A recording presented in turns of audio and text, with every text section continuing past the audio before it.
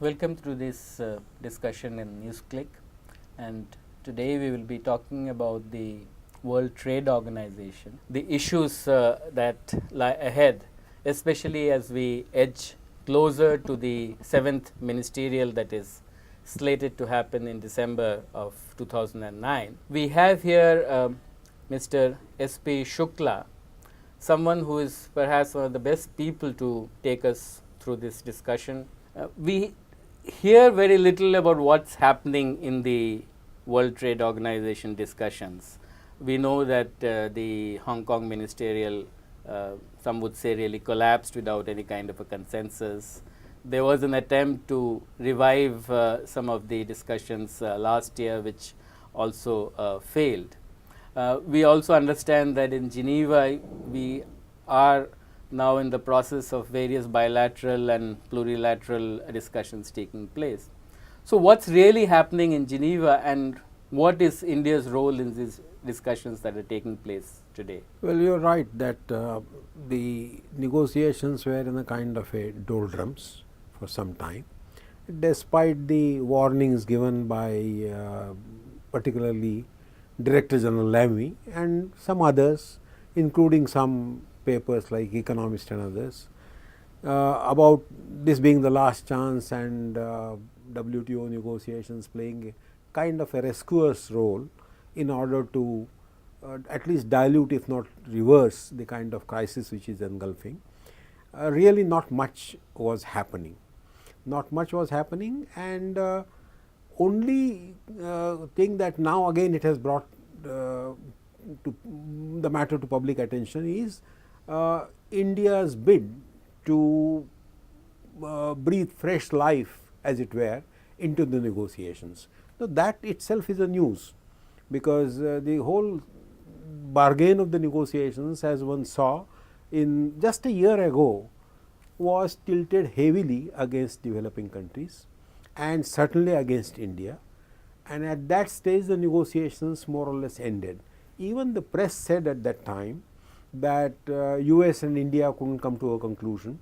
Even Brazil and others had more or less come around. If I can just stop you there and ask you specifically, why do you say that at that stage the negotiations were loaded against India and other developing countries in terms of the actual specificities? Major areas of negotiations which were really made the crux of the negotiations.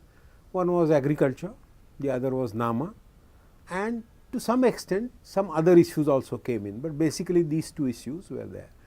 Now, in agriculture, what was happening was basically a bargain in which the defensive positions of countries like India, or for that matter a large number of other developing Which is countries. what? Defensive positions? That defensive position was under attack. Which is now, what is meant by that? You know, the position of Australia or New Zealand or Canada or United States, that is an offensive position. Why? Because they really look upon agriculture as a trading activity and capturing markets for their exports, whatever subsidized, whatever, but capturing the markets.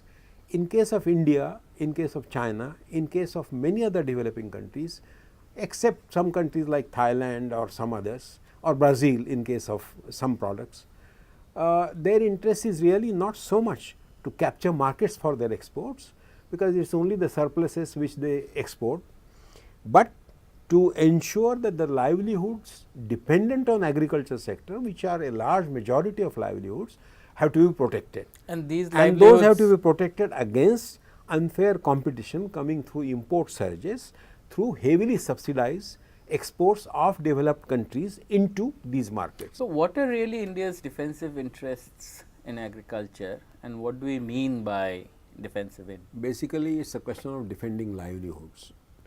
2/3 of India's livelihoods are dependent on this sector, and any threat to that livelihood coming through trade, I mean the commodities coming across the border into our market, and particularly commodities which are heavily subsidized, creating a kind of a artificial competition, that has to be prevented. That is our basic protective defensive interests. You mean subsidized by the US and Subsidized Europe? by the US and by Europe, and a kind of an agriculture which is entirely different kind of an agriculture, which is a trade oriented agriculture, temperate zone agriculture, machine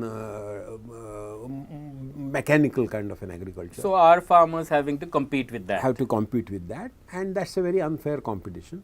We have to protect ourselves from that. Our export interests are in a way sporadic. You know, you have some surplus in sugar, we export that. Basmati, which has some market in Gulf, etc., we export that. Maybe horticulture, etc., in some places, but they are not the main sustainers of Indian 2/3 of our working force. So, this is the protective interest. So, the proposals last year, for example, when the talks broke down, and India was one of the countries which stood fairly firm on not giving in further. How did they or did they not actually address concerns of countries like India, like you had this proposal on SSMs as well as on special products? You know, to my mind, India did hold firm towards the end, but India held firm on proposals, substance of which was already very diluted. In my opinion, and I have been saying it for some years now, in a situation like this, resort to quantitative restrictions, legal right to resort to quantitative restrictions, which in simple words means import ban, that kind of thing. Now, that right is a very crucial right to serve the defensive which interest. the W.T.O does not allow at the moment. Well, again, because you know this argument is not legally correct. W.T.O has a set of agreements. We have a agreement on agriculture. The basic legal document of W.T.O, which is GATT, the General Agreement on Trade and Tariff, agriculture agreement comes only as elaborating one or two articles in that and modifying certain articles.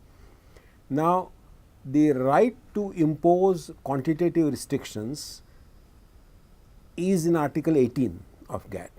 Now, Article 18, the way it has been expanded over time and used even by developed countries in the past, wherever they found that industries were weak, they could not stand the competition, and since industries have so much of livelihood dependent on that, they had a right to protect them. Now, they protected the textile industry, which was decrepit by all standards, inefficient industry, by moving it away from GATT and creating the whole regime of multi-fiber agreement, which was putting the GATT on its head, just opposite of what GATT says.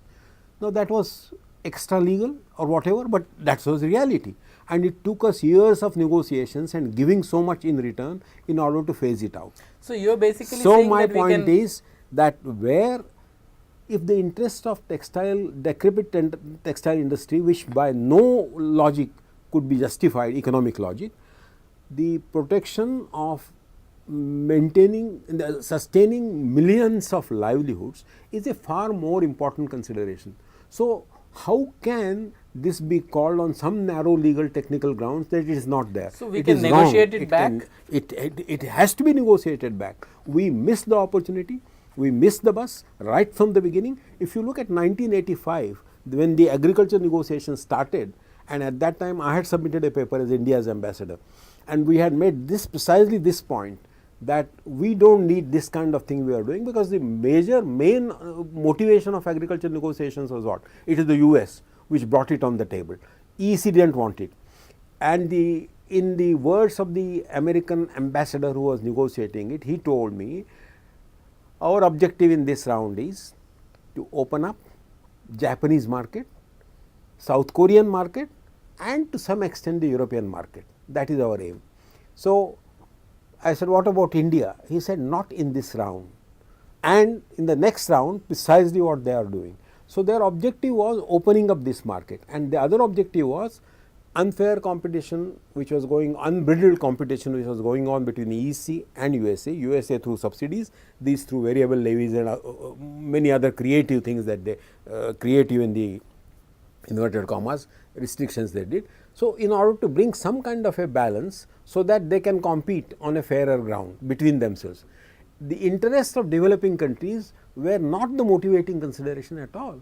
And if this was so, I want to ask you a simple question. and if this was so, it was very necessary for us, and we had said it in the very first proposition we had made, that right to impose quantitative restrictions to protect our livelihoods is the first principle from which we should start building our negotiation.